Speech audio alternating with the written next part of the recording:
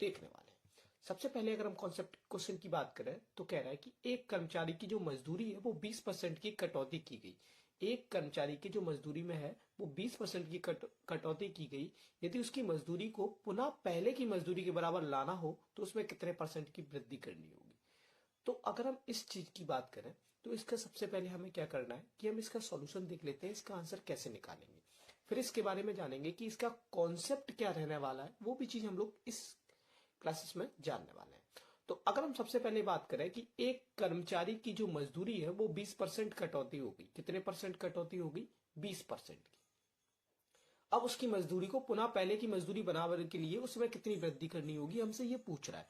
तो हमारे पास परसेंटेज 20%। अगर हम 20% को देखें तो हमारे पास कितना हो जाएगा? इससे इसको कट करोगे, 2 से इसे कट करोगे 5, यानी हमारे पास आ गया, कटौती हुई है ना, तो 1/5। इसकी फ्रैक्शन वैल्यू कितनी होगी? 1/5। कटौती का मतलब नेगेटिव, और अगर पॉजिटिव है तो हमारे पास प्लस रहने वाला है। ठीक, अब कटौती होगी तो 5 में से 1 जाएगा, कितना बचेगा? 4, और जितने की कटौती यहाँ पे हुई है वही यहाँ पे वृद्धि होगी।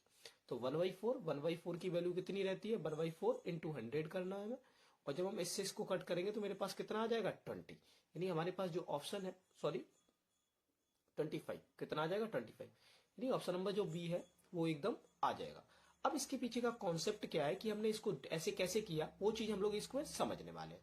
देखो, अगर हम इस कॉन्सेप्ट की बात करें तो इस कॉन्सेप्ट में सबसे मोस्ट इंपोर्टेंट पार्ट ये है, हमसे ये कहा जा रहा है कि अगर एक व्यक्ति की 20% कटौती हो रही है, जैसे समझो 20% को हमें क्या करना है? फ्रैक्शन वैल्यू में बना लेना। जैसे हमारे पास कोई नंबर है उसको हमने फ्रैक्शन वैल्यू में बना लिया। अगर कटौती हो रही है तो हम क्या करेंगे? माइनस करेंगे। जैसे हमने 20% है, 20 को हमने क्या बनाया? 0। इससे इसको कट करोगे, 2 से कट करोगे तो 1/5 आ जाएगा। अगर हमारे पास जितनी कटौती हो रही है, ठीक है, -1/5 हो रही है, ठीक, अब ये कटौती हो रही है तो हमें क्या करना है? अब हमारे पास जो बेस आएगा ना वो 5 में से 1 घटा के आएगा। 5 में से 1 कम करोगे तो कितना हो जाएगा? 4। और जितने की कटौती हो रही है उतनी हमें वृद्धि करनी पड़ेगी। जब जितने की कटौती हो रही है उतनी वृद्धि करनी पड़ेगी, तो हमारे पास कितना आ जाएगा? 1। 1/4 और इंटू 100 करना है क्योंकि परसेंट में निकालना है। जैसे इसको कट करोगे तो तुम्हारे पास आ जाएगा 25%। ठीक है, ये तो था इसका शॉर्टकट प्लस कॉन्सेप्ट। अब सेकंड, इसी में एक और कॉन्सेप्ट होता है। अगर हम लोग बात करें तो एक कर्मचारी की मजदूरी में 20% की कटौती की गई, यदि उसकी मजदूरी पुनः पहले की मजदूरी के बराबर लाना हो तो उसमें कितनी वृद्धि करनी होगी। तो यहाँ पे सबसे पहले कटौती की गई है, तो हमारे पास एक फॉर्मूला लगता है R/100 माइनस R इंटू 100। ये एक फॉर्मूला और होता है। R की वैल्यू होती है 20। अगर हम 20 रख दें, 100 में से R जाएगा, यानी 20 में से 100 में से 20 जाएगा, कितना बचेगा? 80 इंटू 100। 0 से 0 से कट करो, 2 से 4, और 4 से कट कर दो, कितने बार जाएगा? 4 दूनी 8 और 25। कितना आंसर आ गया? 25। तो ये है फॉर्मूला। इसको थोड़ा सा सिंपल सा फॉर्मूला है, इसको समझ लो आप। ठीक है, क्वेश्चन नंबर सेकंड है, यदि ए बी से 40% कम है, ए जो है वो बी से 40% कम है, तो बी ए से कितने परसेंट अधिक होगा। हमसे क्या पूछा जा रहा है? यदि ए जो है वो बी से 40% कम है तो बी ए से कितना परसेंट अधिक होगा। देखो, सबसे पहले कमी की बात की गई तो हमारे पास फॉर्मूला लगेगा नेगेटिव वाला, R/100 माइनस R और इंटू 100। और अगर हमसे वही पूछी जाती है कि अगर यहाँ पे वृद्धि हो रही है तो हम बताएंगे अभी कौन सा फॉर्मूला लगेगा। फिलहाल इसमें ये वाला फॉर्मूला लगेगा। तो R की वैल्यू हमारे पास 40 रहने वाली है, 40, और 100 में से 40 जाएगा 60 इंटू 100 कर दो, हमारे पास आ गया 0 से 0, 2 दूनी 4, 2 तिया 6, ठीक है, और हमारे पास आ जाएगा 200/3। और जब हमारे पास 200/3 आ जाएगा, ये निकल के आएगा 66.66% के बराबर।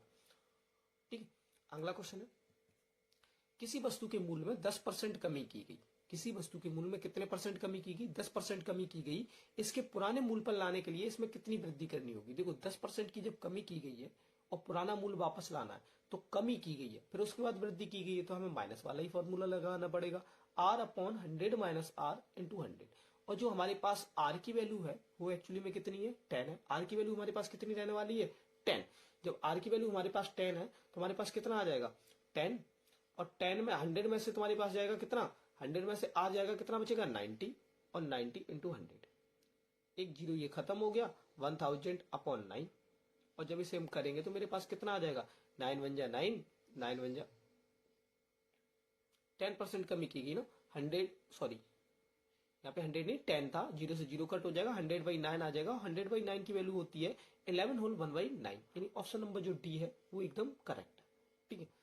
अब यहाँ पे देखो, सबसे पहले इस क्वेश्चन को आपको करना क्या है कि ए के वेतन बी के वेतन से 33 होल 1/3% कम है। अब यहाँ पे 33 होल 1/3% यानी आर की वैल्यू अगर हम निकालें तो हमारे पास होगी 100/3। कितनी होगी? 100/3। यही है। तो बी का वेतन ए के वेतन से कितने परसेंट ज्यादा होगा? तो हमारे पास वही कॉन्सेप्ट है कि आर अपॉन 100 माइनस आर, और इसके बाद हमें कर देना है इंटू 100। तो आर की वैल्यू कितनी है? 100/3। और इसमें से जब हम 100 में से 100/3 माइनस करेंगे और इसके बाद हमें करना होगा क्या? Into 3 into 100। तो यहाँ पे आ जाएगा, इसको देखो, जब इसको सॉल्व करेंगे तो हमारे पास आ जाएगा 100/3, और यहाँ पे 300 में से 100 जाएगा तो मेरे पास बचेगा 200/3 इंटू 100। ये इधर मल्टीपल और ये इधर मल्टीपल, यानी इससे ये कट गया, 2 जीरो ये कट गए, 2 से जब कट करोगे तो 50% आ जाएगा। तो हमारा ऑप्शन नंबर जो सी है वो एकदम करेक्ट आंसर बन जाएगा, 50%। अगला क्वेश्चन है कि एक वस्तु के दाम 10% घटाया जाता है। एक वस्तु के दाम को पहले 10% घटाया जाता है, अगर उसे पुनः उसी नए दाम, उसको पुनः लगाने के लिए नए दाम कितने परसेंट की वृद्धि करनी होगी? तो कम किया जा रहा है, तो हमें क्या करना है? 10, फॉर्मूला हमारे पास आर, 100 माइनस आर। फॉर्मूला हर बार में मैं इसलिए लिखा रहा हूं क्योंकि आपको याद आ जाए। तो R upon 100 minus R into 100, तो 10 अपॉन 100 में से 10 जाएगा 90 इंटू 100, और 0 से 0 गया तो मेरे पास कितना आ गया? 100/9। और ये फिर से हमारे पास ऑप्शन नंबर सी है, 11 होल 1/9 आंसर इसका आ गया। ठीक है। अब यहाँ पे थोड़ा यहां से एक कॉन्सेप्ट नया बढ़ रहा है, वो क्या है कि खाद्य तेल के दाम में 25% बढ़ाया गया। इस मद पर व्यय न बढ़ाने के लिए परिवार के खाद्य तेल में कितने परसेंट की कमी करनी पड़ेगी? देखो, अभी तक कॉन्सेप्ट में क्या चल रहा था? पहले कमी हो रही थी फिर वृद्धि हो रही थी, पहले कमी हो रही थी फिर वृद्धि हो रही थी। लेकिन यहां से जो कॉन्सेप्ट चेंज हो रहा है, अब पहले वृद्धि हो रही है फिर कमी, पहले वृद्धि फिर कमी, वृद्धि कमी, यही तो कंडीशन चल रही है। जब पहले वृद्धि और कमी चल रही है तो हमें क्या करना है? सबसे पहले वृद्धि हुई है 25% की, जब पहले 25% की वृद्धि हो गई है तो हमें क्या करना है? देखो, हमारे पास फॉर्मूला वही है, लेकिन जब पहले वृद्धि होगी तो 100 में हम आर प्लस कर देंगे और इंटू 100 कर देंगे, आर अपॉन 100 प्लस आर कर देना। ठीक है। जब हमारे पास ये हो गया तो हमें क्या करना है? 25 आर की वैल्यू है, ठीक है, और 100 में 25 जोड़ोगे 125 और इंटू 100 कर देना। 25 से कट करो 25 पंचे, और 5 से कट कर दो 5 दूनी 10 20, कितना आ गया? 20%। तो यहां से हमारा जो नया कॉन्सेप्ट आ गया वो प्लस वाला आ गया कि पहले वृद्धि हो रही है फिर कमी, तो हम प्लस कर देंगे, और अगर पहले कमी हो फिर वृद्धि हो तो हम माइनस कर देंगे, जो हम पहले कॉन्सेप्ट देख चुके हैं। अब यहाँ पे अगला क्वेश्चन है कि ए का वेतन बी के वेतन से 30% अधिक है, तो ए के वेतन के संदर्भ में बी के वेतन के परसेंट कमी कितनी होगी? तो देखो, 30% अधिक है, जब 30% अधिक है तो हमें क्या करना है? आर अपॉन 100 प्लस आर, और इसके बाद इंटू 100। तो आर कितना है हमारे पास? 30, और 100 में आर जोड़ोगे 130 इंटू 100 कर देना। इससे इसको कट करो तो हमारे पास आ गया 300/13, और 13 हमारे पास एक ही ऑप्शन में दिख रहा है, 23 होल 1/3 1/13 इसका आंसर है।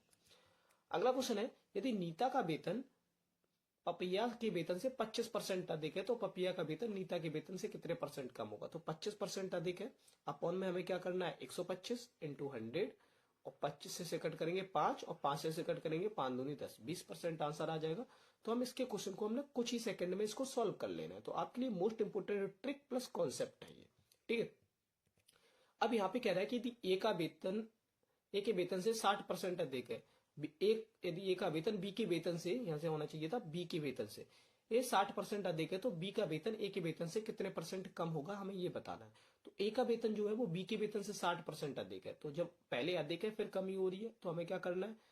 R upon 100 plus R into 100 कर देना है। ठीक है। तो हमारे पास आर कितना है? 60, और इसमें 160 जोड़ोगे इंटू 100 कर दोगे, 0 से 0 खत्म हुआ, और 4 से कट कर दो, इधर हो गया 25, और 25 छक्का होता है 25 हो जा 100 150 होता है अपॉन 4, और जब 4 से कट करोगे 2 आ जाएगा, यहाँ 75 यानी 37 होल 5 आ जाएगा। ठीक है। कितना आ जाएगा? 2 से कट करोगे तो तुम्हारे पास आ जाएगा 2 3 6 तो 7 14 37.5, यानी ऑप्शन नंबर जो सी है वो एकदम करेक्ट आंसर आ जाएगा। तो आज के कॉन्सेप्ट में हम लोगों ने देखते हैं। सबसे पहला क्वेश्चन है कि यदि एक समचतुर्भुज का परिमाप जो है वो 100 सेंटीमीटर है, एक समचतुर्भुज का परिमाप 100 सेंटीमीटर है, यदि उसका एक विकर्ण 14 सेंटीमीटर है तो समचतुर्भुज का क्षेत्रफल क्या होगा?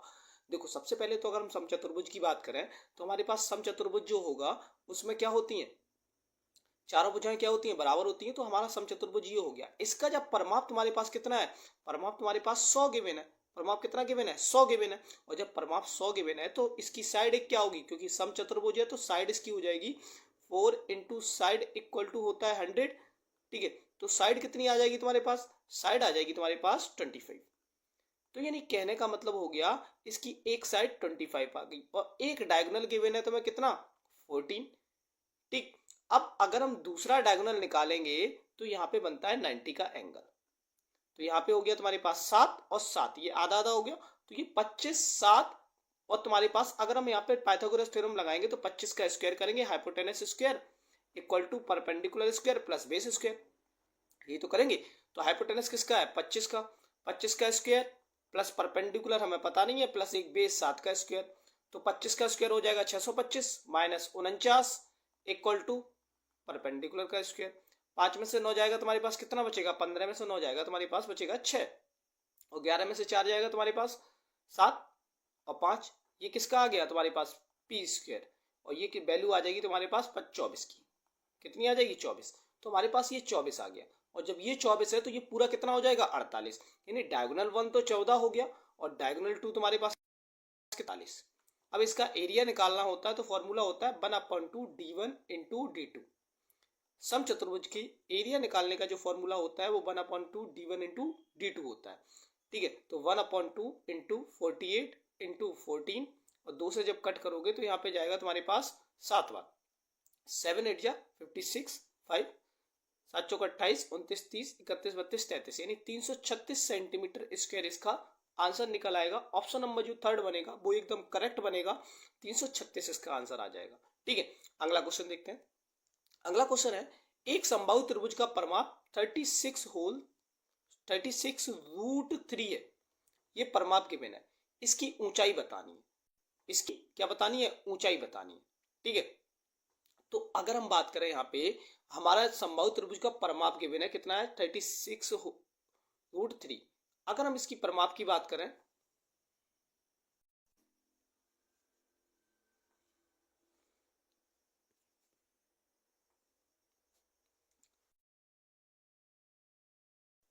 तो यहाँ पे जो है वो इसकी जो परमाप है वो तुम्हारे पास 36√3 है।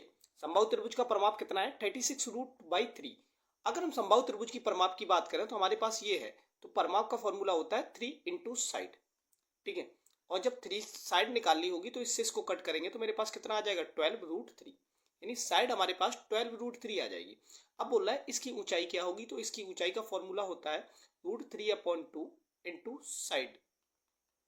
तो हमारे पास क्या होता है, √3/2 इंटू 12√3, 2 से कट करोगे 6, √3 का 3 में मल्टीपल होगा, 6 इंटू 3 यानी 18 आंसर आ जाएगा।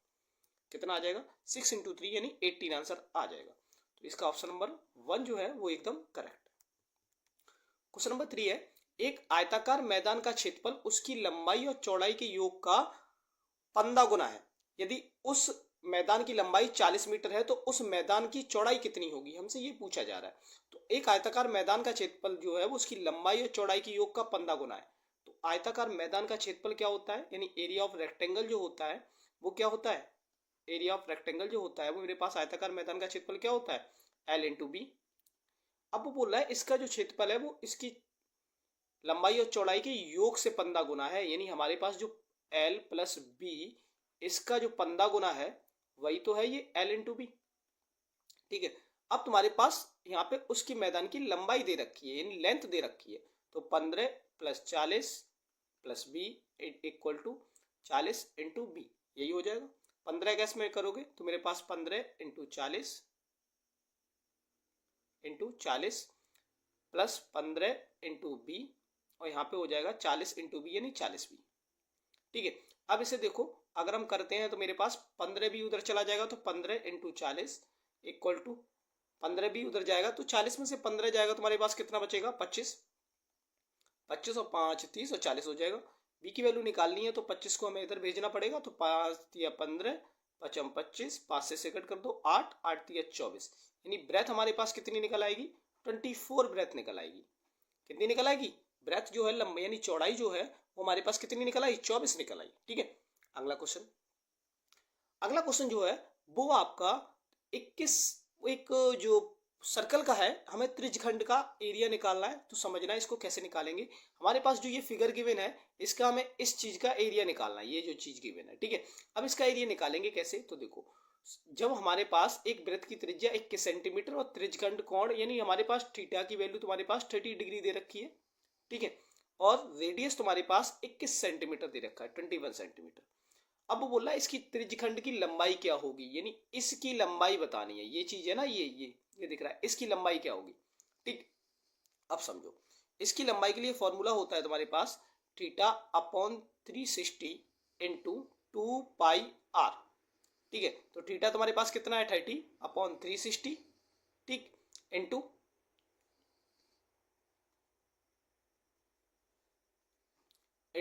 अगर हम करें 2 इंटू 22/7 इंटू आर कितना है तुम्हारे पास 21, 7 से कट करो 3 बार, और यहां से तुम कट करोगे 0 0 इसे 3 से कट कर दो 1 2, और 3 दूनी 6, 6 से कट करोगे 2 बार, 2 से कट करोगे तो 11। तो हमारे पास त्रिज्यखंड की लंबाई कितनी आ जाएगी, इसकी लंबाई जो आ गई वो कितनी आ गई 11 सेंटीमीटर। ठीक है, अब अगर हमसे इसी क्वेश्चन में एक और नया क्वेश्चन पूछ ले कि इस त्रिज्यखंड का एरिया क्या होगा, अगर हमें इस त्रिज्यखंड का एरिया निकालना है, तो देखो एरिया जब निकालना होगा तो एरिया हम कैसे निकालेंगे, फॉर्मूला सेम ही रहेगा, theta upon 360 into pi R square हो जाएगा।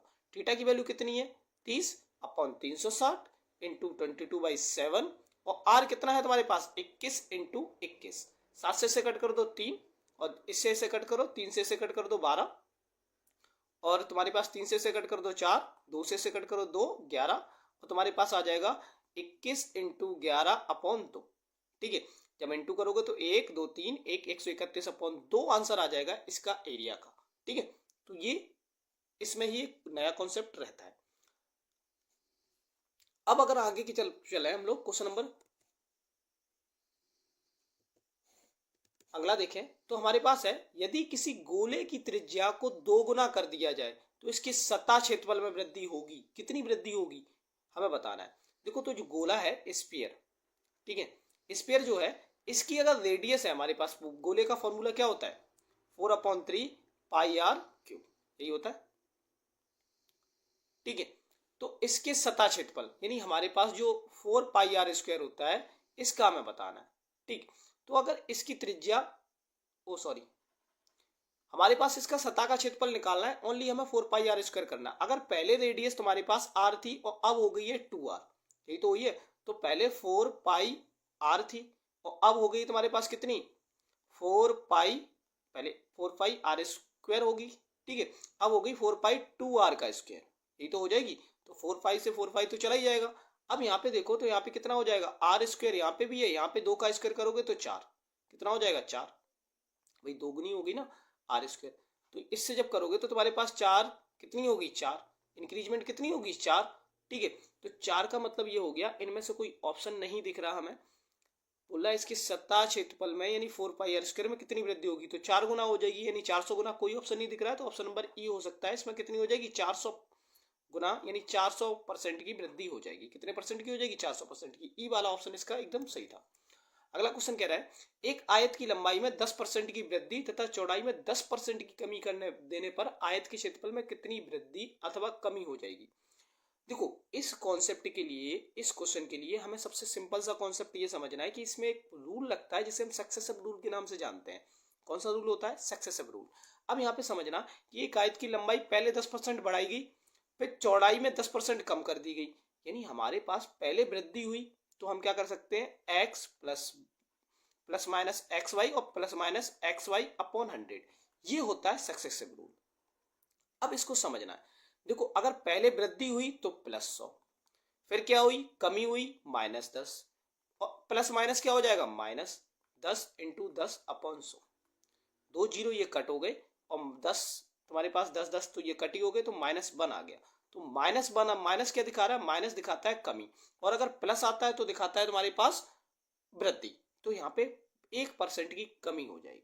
कितनी हो जाएगी 1% की कमी हो जाएगी। अगला क्वेश्चन है एक त्रिभुज की भुजाएं 5 सेंटीमीटर, 12 सेंटीमीटर और 13 सेंटीमीटर है, तो त्रिभुज की भुजाओं के मध्य बिंदुओं पर मिलाने वाले त्रिभुज के क्षेत्रफल कितना होगा, हमसे ये पूछ रहा है। तो देखो एक त्रिभुज है, उसकी एक भुजाएं है, 5 सेंटीमीटर गिवन है, 12 सेंटीमीटर गिवन है और 13 सेंटीमीटर गिवन है। तो हमें ये त्रिभुज जो लग रहा है ना, वो इस तरीके का त्रिभुज है, इस तरीके का, क्योंकि 5 12 13 है, 13 ये है, 12 ये है, 5 ये। एक पाइथागोरस ट्रिपलेट होता है 5 12 13 का, तो इससे ये बन जाएगा पाइथागोरस। अब इसका अगर हम एरिया की बात करें तो इसका एरिया हो जाएगा 1/2 बेस इंटू हाइट, तो 12 इंटू 5। दूसरे से जब कट करोगे तो 6 बार जाएगा, 6 पंचे 30 हो जाएगा। लेकिन उसने ये नहीं पूछा, उसने ये बोला यहाँ से अगर हम पॉइंट इस पे डालें ऐसे करके ऐसे, तो ये जो एक ट्रायंगल बनना है इसका एरिया क्या होगा। तो इसके लिए फॉर्मूला होता है 1/2 और ये पूरे ट्रायंगल का एरिया, क्या पूरे ट्रायंगल का एरिया कितना निकल के आया है 30। दूसरे से कट कर दो 2 और इसे कट कर दो 15, और जब इसे और एक बार कट करोगे तो 7.5 सेंटीमीटर स्क्वायर इसका आंसर निकल आएगा। ऑप्शन नंबर जो 1 होगा वो एकदम करेक्ट है।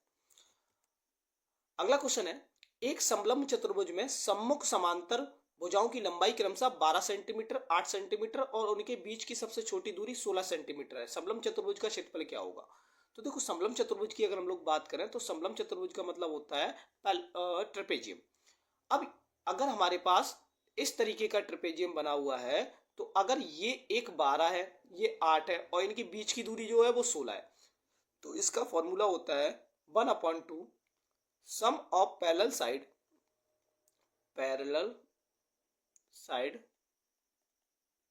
Into h, PARALLEL parallel side into h. तो 1/2 और 16 और 12 और 8 को जोड़ो कितना हो जाएगा 20 इंटू 16। दूसरे से कट कर दो 10 और 10 का जब 16 में इंटू करोगे तो 160 आंसर आ जाएगा। ऑप्शन नंबर जो है 4 वो एकदम करेक्ट है।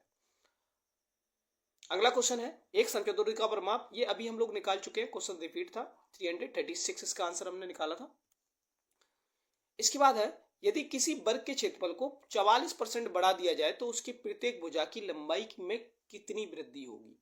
अब ये क्वेश्चन को समझना कि अगर प्रत्येक एक वर्ग बना हुआ है, क्या बना हुआ है, एक वर्ग की साइड जो कुछ है वो पहले ये थी, लेकिन अगर इसकी साइड बढ़ा दी जाती है, यानी x से कितनी कर दी जाती है, तुम्हारे पास 44% इंक्रीजमेंट कर दी जाती है, तो उसकी प्रत्येक भुजा की लंबाई में कितनी वृद्धि होगी ये पूछ रहा है। किसमें, वर्ग के क्षेत्रफल में। यदि किसी वर्ग के क्षेत्रफल को 44% बढ़ा दिया जाता है, तो अगर इसका एक्स स्क्वायर था तो ये 44% बढ़ा दिया गया, यानी 144x हो गया।